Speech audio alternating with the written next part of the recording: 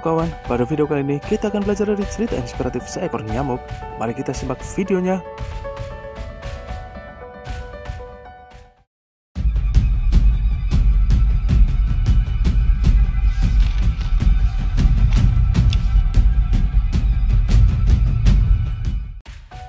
Berbicara mengenai nyamuk, pasti kita langsung berpikir bahwa hewan yang satu ini sangat menjengkelkan, bukan?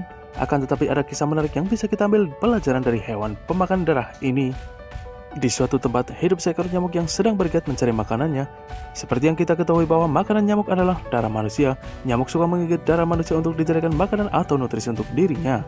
Kemudian nyamuk ini pergi ke sebuah rumah dan mulai untuk menggigit orang di rumah itu. Yang namanya ada nyamuk pasti kita sebagai manusia tidak suka. Karena itu jika ada nyamuk di depan kita, pasti dengan sigap kita bersiap-siap untuk memukul nyamuk tersebut.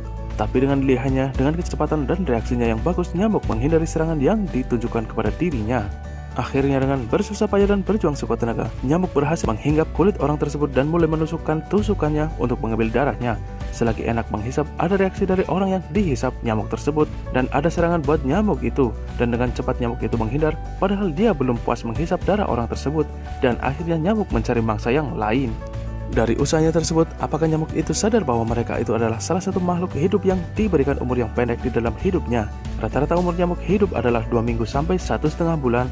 Dengan waktu yang sesingkat itu, nyamuk dengan sekuat tenaga untuk memenuhi kebutuhannya, berjuang keras agar apa yang dipenuhinya tersedia, bekerja keras untuk mendapatkan darah walaupun banyak halangan yang menimpanya.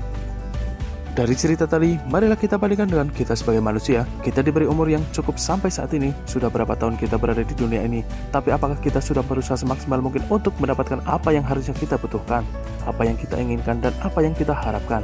Seharusnya selama kita masih bernafas, kita harus giat berusaha agar apa yang menjadi cita-cita kita tercapai, karena proses tidak akan mengkhianati hasil selagi kita mau berusaha dan berdoa.